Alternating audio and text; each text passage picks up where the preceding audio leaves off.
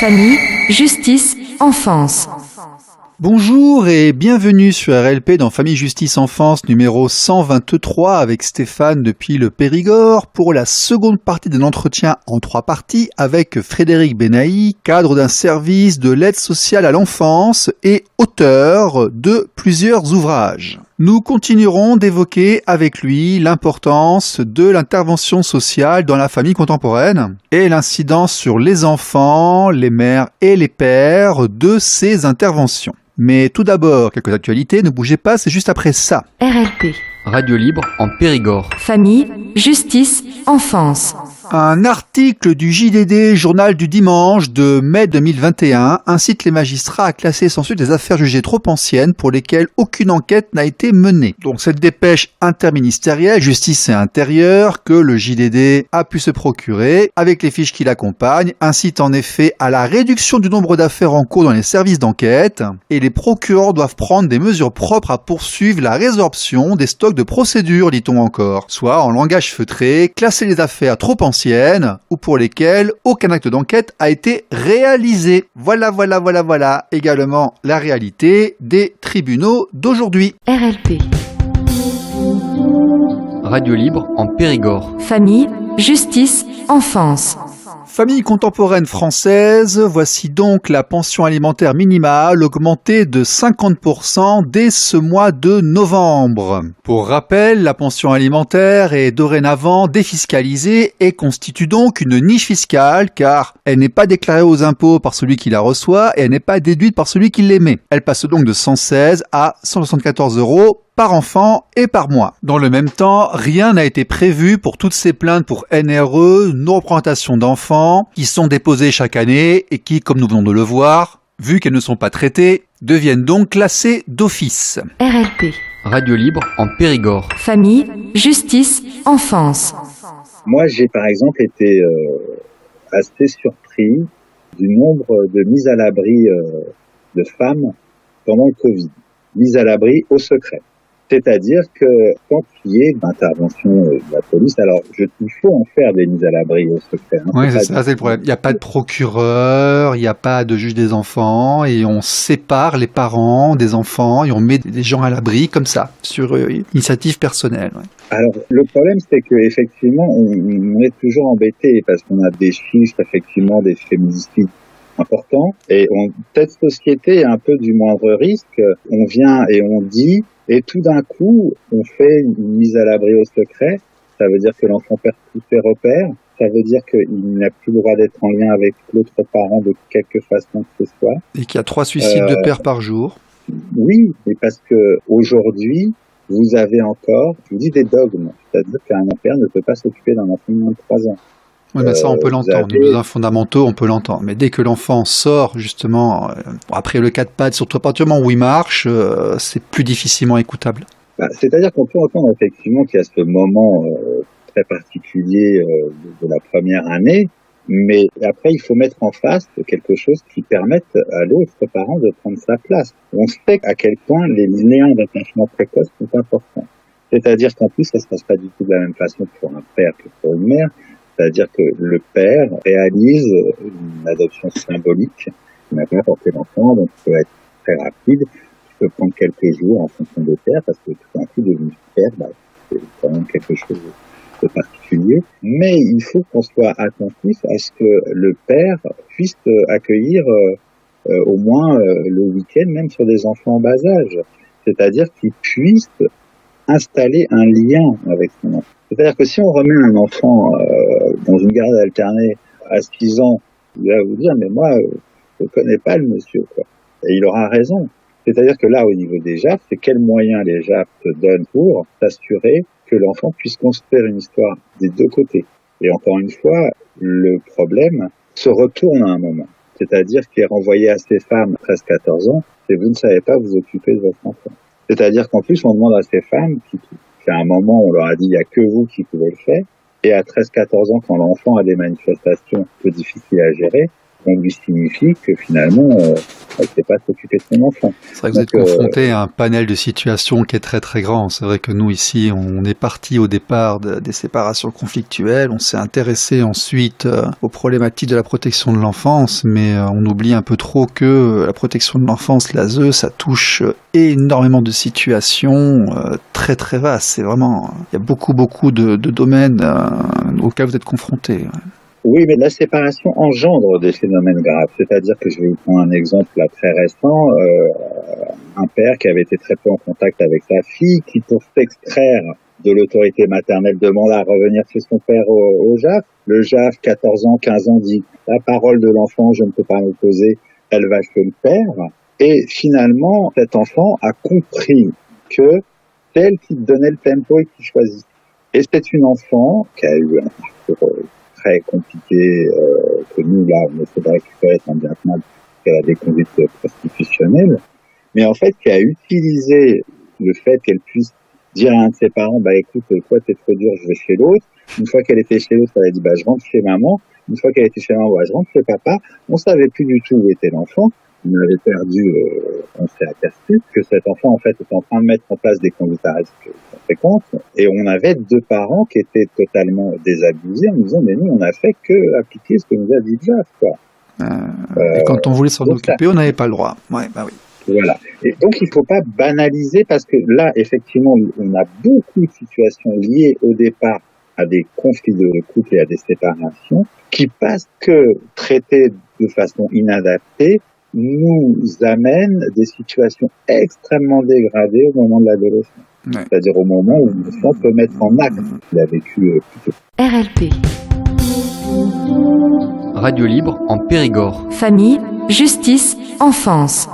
Alors, j'avais aussi des remarques, moi, parce que vous savez, j'ai animé quelques permanences. Bon, depuis le Covid, on a arrêté, mais j'en ai fait quand même quelques-unes. J'ai vu arriver un certain nombre d'expériences, j'ai aidé des gens à monter des dossiers et autres. Et on a des histoires, je voulais vous en parler, mais vous avez à moitié répondu, mais je vais quand même évoquer le sujet pour qu'on puisse dire qu'on l'a fait, d'interventionnisme des sociaux sur, comment dirais-je, déjà avec une très très grande brutalité. Il faut se rendre compte que les choses parfois sont très brutales. Vous avez un binôme qui vient vous voir, qui passe 45 minutes avec vous, qui va dire relation fusionnelle, des gendarmes vont venir et puis vous verrez plus vos gosses durant 3 à 4 ans.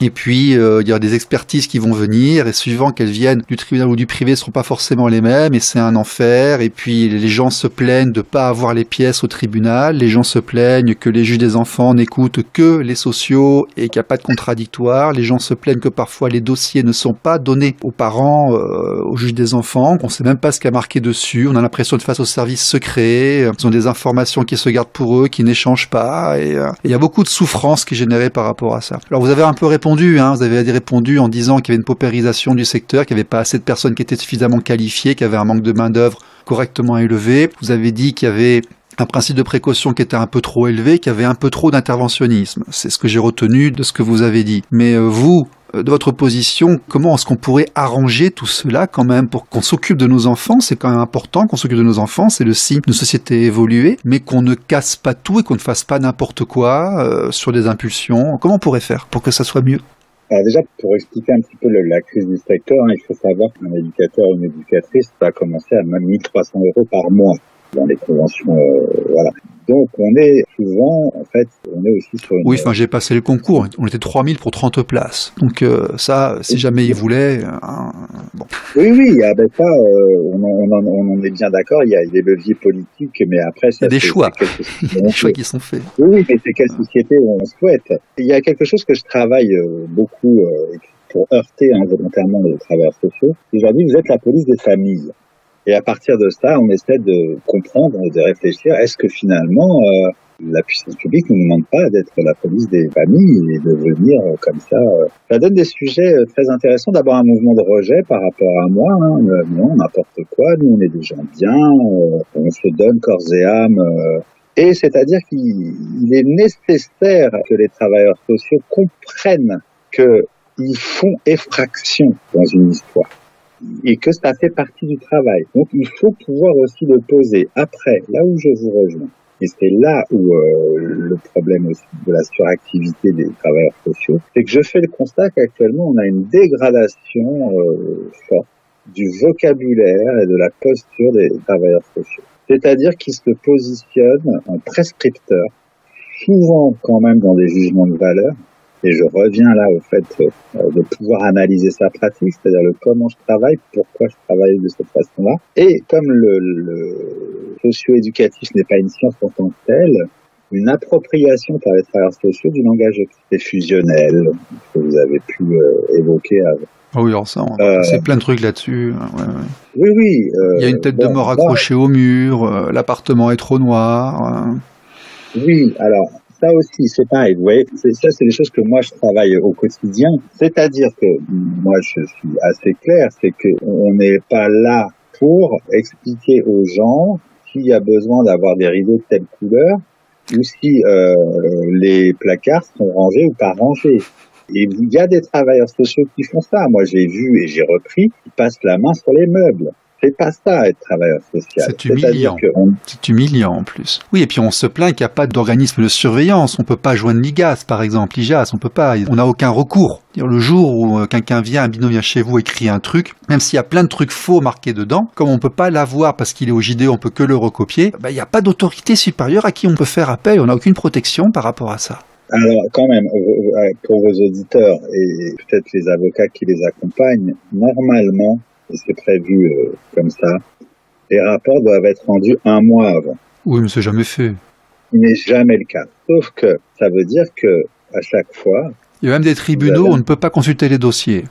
Clermont-Ferrand, par exemple, ils veulent pas. Mais ça veut dire qu'à chaque fois, vous avez quand même un vice de procédure et un non-respect du droit des usagers.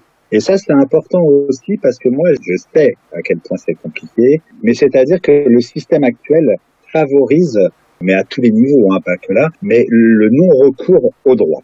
C'est-à-dire qu'effectivement, il y a une forme d'épuisement imposé où tout devient compliqué. C'est-à-dire que pour consulter un dossier, il faut écrire au magistrat, qui accepte effectivement parce qu'il n'a pas le choix. Encore faut-il que le dossier soit classé, soit arrivé, et qu'effectivement, les éléments puissent être traités par un conseil, si les personnes ont un conseil. Donc moi, vraiment, j'insiste, il faut absolument qu'on puisse, plus il y aura de recours, plus la justice le remettra en place. C'est-à-dire que moi, par exemple, je vois trop peu d'appels sur les décisions. Alors même si les délais sont très longs, en tout cas en matière de protection de l'enfance, les délais sont quand même moins longs qu'au niveau du GAF, il n'y a pas d'appel. C'est-à-dire que les gens ne connaissent pas leurs droits. Et de la même façon, ça coûte cher. Il y a quelque chose... Ça coûte cher. On voit ces gens débarquer comme ça, et puis après, il faut dépenser de l'argent, parce que soit on a l'aide juridictionnelle, et auquel cas, l'avocat a 450 €, donc il s'en occupe. Soit on n'y a pas droit, et à ce compte-là, il faut tout payer, et il y a plusieurs milliers d'euros. Ça coûte super cher, on n'a pas forcément... Moi, j'ai des dossiers où les gens en sont à 30 000, 40 000, 80 000, et puis ils sont encore en procédure. Non, mais je vous dis, moi, je l'ai vécu personnellement. Je sais ce que ça coûte et je sais comment on peut provoquer un référé sur des paroles abusives. On peut même pas se défendre pour parler de dénonciation calomnieuse ou des choses comme ça. Après, en tout cas, au niveau du travail social, je demande aux gens avec qui je travaille, c'est de permettre la consultation. C'est-à-dire qu'une personne peut, ça ce sont des procédures orales, c'est ça aussi qui fait que, et avec effectivement ce qui est ressenti, ce qui m'est envoyé par certains parents, c'est le fait d'être jugé à la fois par les travailleurs sociaux et d'être jugé tout de suite par le magistrat qui le reçoit, que ce soit juge des enfants ou juge aux affaires familiales. Ah, c'est une brutalité. On reçoit un courrier, on est convoqué quelques jours plus tard, il y a un jugement qui arrive, et puis ensuite, vous avez 1 ou 2 personnes qui vous parlent dans l'année, et vous pouvez rien répondre. C'est très très brutal, c'est extrêmement violent comme environnement. Oui, mais tout ce qui a trait à la protection de l'enfance, au départ, c'est un monde violent, puisque c'est des violences faites sur des enfants. Mais le problème, c'est que, de façon très inconsciente, on réintroduit de la violence, nous, travailleurs sociaux, dans un système qui l'est déjà. Et quand on arrive un peu à travailler avec les travailleurs sociaux cette question-là, c'est-à-dire finalement, qu'est-ce que vous renvoyez à l'autre? Et qu'est-ce qui vous autorise à renvoyer ces choses-là à l'autre. On a un gros travail qui est de moins en moins fait, j'en ai bien conscience, autour des postures éthiques et déontologiques des travailleurs sociaux. Le travailleur social n'est pas là pour, permettez-moi l'expression, engueuler un parent. Et ça, je le vois trop souvent. Ou pour lui parler de façon inappropriée, en se mettant tout de suite en position haute. C'est-à-dire que moi, par exemple, sur mon service, j'ai demandé à ce qu'on supprime les bureaux. C'est-à-dire que les gens ne sont pas reçus avec un bureau où la personne est sur un siège de bureau très confortable, et de l'autre côté, vous avez des gens sur des chaises pliantes, vous voyez, où on met tout de suite... Non, on reçoit les gens. Il y a plein de mots que j'ai changés. Notre permanence d'urgence n'est plus une permanence d'urgence, mais une permanence d'accueil. C'est-à-dire que c'est l'accueil qui prime sur cela. De toute façon, on ne peut pas imaginer travailler avec des personnes si on n'assure pas cette fonction-là au départ. Où est-ce que vous êtes actuellement ? Vous m'avez dit, vous êtes responsable de quel service ? Alors ça, j'ai pas l'autorisation de ma hiérarchie. D'accord. Est-ce que vous pouvez dire votre position, le titre, sans dire la localisation Je suis adjoint à un responsable d'assistance à l'enfance. D'accord, ok. RLP. Radio libre en Périgord. Famille, justice, enfance. Mais parce que, en fait, et c'est peut-être ça qui est compliqué, c'est que vous m'avez dit, j'ai pas beaucoup de travailleurs sociaux. Et là aussi, il y a une paresse. C'est-à-dire que les travailleurs sociaux ne réfléchissent pas suffisamment l'environnement. Moi, j'ai pas dit qu'ils travaillaient pas. Hein. Je vous dis, j'assure, les 7 qui en Dordogne, ils bossent. Hein. Quand il y en a un qui va en maladie, c'est la fin du monde. Hein. Non, c'est pas ça qu'on est en train de dire du tout. Au niveau de l'implication, il n'y a pas de problème. Moi, ce que je vous dis, c'est quand je dis qu'ils ne travaillent pas, c'est qu'ils ne travaillent pas en dehors des situations, c'est-à-dire à l'élaboration et à la conceptualisation de qu'est-ce que je suis en train de faire. Pourquoi je fais ça, c'est-à-dire de façon complètement distanciée. C'est-à-dire qu'il y a des moments où on ne travaille plus sur des situations, on travaille sur sa posture face à l'autre et sur comment je fais pour accueillir l'autre. C'est-à-dire le mettre dans des conditions qui soient suffisamment propices à ce qu'il y ait un discours puisse à minima être authentique. Et même là, que le fait que des parents nous mentent ou aménagent la réalité, c'est pas ça qui doit nous occuper. La question, c'est pourquoi, à un moment, un parent est amené à nous raconter des histoires. Et souvent, les travailleurs sociaux ont l'impression qu'ils leur mentent à eux. Mais ils ne mentent pas aux travailleurs sociaux. Ils essaient de se défendre comme ils peuvent. Ou ils essaient que la situation bascule dans leur sens. Et c'est ça, il faut qu'on sorte de cet amalgame. Et je le redis, les travailleurs sociaux ne sont pas là pour dire qui est bon, qui est mauvais. Les travailleurs sociaux sont là pour décrire quelle est la qualité du lien entre la mère, la qualité du lien entre le père, et quelles sont les interactions d'un enfant avec ses parents. On n'est pas là pour dire qui fait bien, qui fait pas bien. Et ça, c'est extrêmement important. Et je le redis, le problème en France, c'est qu'on travaille très peu sur les ressources des parents. C'est-à-dire qu'on dit très peu à « Mais monsieur, qu'est-ce que vous pouvez me proposer ?» Et là, généralement, quand on dit « Monsieur ou madame, qu'est-ce que vous pouvez me proposer ?» Je peux vous garantir que généralement, c'est eux qui font le rapport et qui nous donnent des éléments qui sont à la fois opérationnel et dans l'intérêt de l'enfant. RLP. Radio libre en Périgord. Famille, justice, enfance. Dernière petite partie avec Frédéric Benahi. Vous vouliez, si j'ai bien compris, parler des nouvelles parentalités, de nouvelles références à construire pour les acteurs du social. Bon, on a beaucoup parlé, effectivement, on commence à en voir arriver quelques-uns. J'ai eu quelques invités dernièrement qui ont dit que dans les modèles éducatifs, nous avons assez peu de recul, hein, mais on voit aussi commencer à arriver des séparations de couples homosexuels avec des enfants qui peuvent se passer mal. Moi, je dis qu'on est amené à avoir une convergence d'ailleurs avec ces types de familles parce que comme ils ont moins de droits parentaux que nous, parce qu'il y a des problèmes d'affiliation, les séparations sont encore plus brutales pour les enfants. Est-ce que vous, en tant que professionnel, vous avez été confronté à ces nouveaux types de parentalité ? Alors, on commence effectivement à être confronté à des couples homosexuels qui se séparent, hein, comme ça peut arriver. Et effectivement, avec cette problématique que l'affiliation n'est établie que d'un côté. Oui, il faut on va rappeler aux gens, il faut qu'il y ait adoption commune et autres, c'est très difficile. Et donc, quand ils vont commencer à se battre, comme les autres, hein, quand un pourcentage d'entre eux vont ne pas s'entendre, hein, comme dans le reste, c'est normal, c'est statistique. Il y a une rupture de lien extrêmement brutale qui s'effectue. Oui, alors j'ai employé un mot fort pour. Il y a quelque chose de l'ordre du rapt. C'est-à-dire que tout d'un coup, il y a une cassure nette avec le parent dont il n'a pas de droit et avec finalement très peu de possibilités de recours.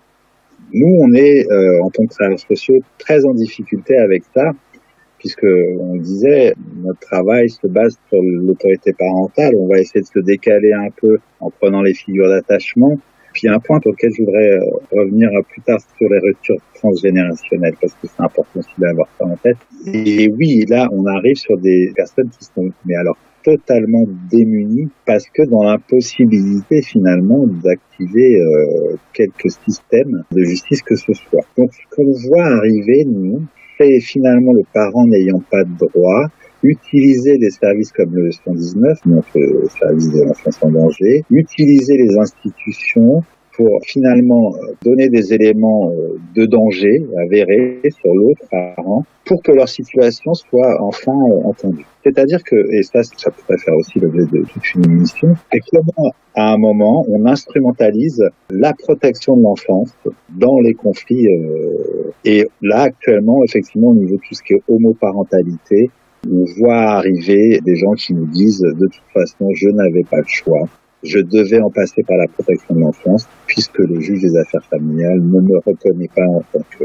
Voilà. Donc il va falloir former tous les acteurs. Une fois de plus, mon objet de travail, c'est le lien. C'est-à-dire que quand un couple homosexuel se sépare et que l'enfant a 5 ans, pour moi, il a un lien établi avec ses deux parents. Donc comment effectivement préserver ce lien? Et c'est là qu'on a cette difficulté avec la question de l'autorité parentale et des personnes qui se retrouvent sans recours aucun. Est-ce que vous, en tant que travailleur social, vous voyez une différence entre les enfants qui viennent de couples homosexuels dans vos services avec les autres, ou est-ce que c'est peut-être très très tôt parce que c'est très récent, mais vous avez ça se passe bien?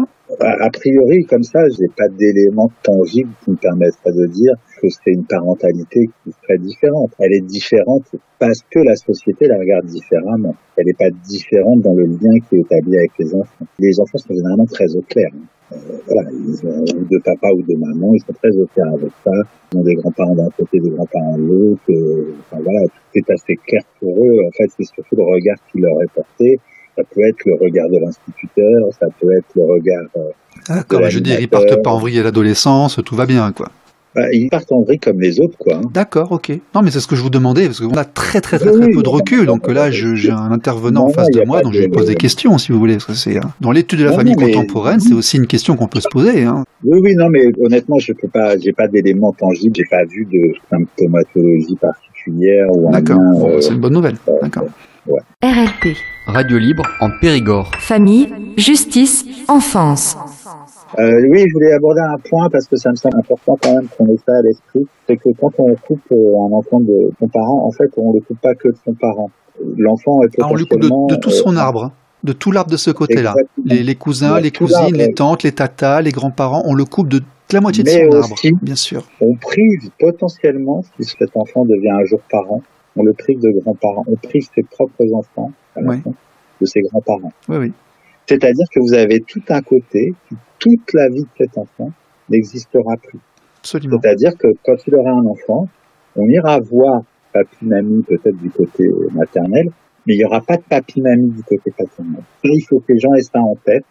C'est-à-dire que c'est pas un couple qui se sépare, c'est pour ça qu'à un moment, je vous parlais un peu du paradoxe de la séparation parentale, c'est-à-dire que oui, il y a une déconstruction de l'histoire parentale, mais attention parce que l'enfant lui est en pleine construction de son histoire pour longtemps. Et moi, j'ai toujours en tête, ses parents, puis il y a plusieurs générations, qui nous disent, mais moi, j'ai pas de relais du côté, je sais pas où il est, et qui sont attristés, une fois adultes et eux-mêmes parents, de pas pouvoir offrir de grands-parents du côté... Frédéric Benaïs sur RLP, dites-moi déjà, est-ce que vous avez un autre ouvrage en préparation? Quels sont vos projets? Avez-vous une actualité? Alors, au niveau de l'actualité, je pense qu'effectivement, je vais prochainement quitter l'aide sociale à l'enfance et essayer d'aller sur des lieux un peu plus axés autour de la prévention réel. Oui, j'ai un ouvrage, je suis en train de travailler sur là beaucoup les phénomènes très prostitutionnels et le michetonnage, et notamment Le michetonnage, on va rappeler aux gens, c'est le mot utilisé par une certaine jeunesse aujourd'hui pour des comportements prostitutionnels qui se rapprochent de la traite d'ailleurs parfois. Oui, alors là on a des choses un peu nouvelles qui se mettent en place, notamment des jeunes filles qui envoient des photos de leurs pieds, qui vendent des culottes, on a des choses vraiment... Et en fait, le fait que là pour le coup, on a une totale absence de la puissance publique, c'est-à-dire que le phénomène n'existe pas. C'est-à-dire quand même quand on va montrer les lieux, on est dans des phénomènes de prostitution avérés ou des mineurs sont... ça n'existe pas. Les clubs de prévention nous disent que ça n'existe pas. Quand on leur explique que oui, ça n'existe pas sur leur quartier, parce que de toute façon, les jeunes filles sont transférées vers d'autres lieux, mais elles sont issues du quartier. Enfin, voilà, il y a une espèce d'omerta là autour de tous ces fonctionnements. Et c'est vrai que je travaille sur ces questions-là actuellement. Et c'est pourquoi effectivement le corps et l'image vient se mettre en scène comme ça de façon de plus en plus précoce. On se retrouve avec TikTok, avec des choses comme ça. Et pourquoi après on arrive à des mises en danger qui sont parfois sans retour. J'ai un autre ouvrage qui est sorti qui s'appelle L'éloge du social, histoire d'un burn-out qui traite effectivement au travers d'exemples concrets de l'épuisement professionnel des travailleurs sociaux. C'était Frédéric Benahi sur RLP. Monsieur Benahi, merci beaucoup. Je sais que il est tard. Vous, auditeurs, vous aurez l'émission dans des heures honorables, on va dire. Mais nous, on a fait nocturne parce que monsieur travaille et nous a consacré plus d'1h30 durant son temps de loisir, le soir. Merci beaucoup. Et puis écoutez, si vous avez un nouvel ouvrage, n'hésitez pas. Vous serez la bienvenue sur notre antenne. Merci, monsieur. Je vous remercie de votre invitation. Je vous remercie, monsieur. Merci. Au revoir. RLP. Radio libre en Périgord. Famille, justice, enfance.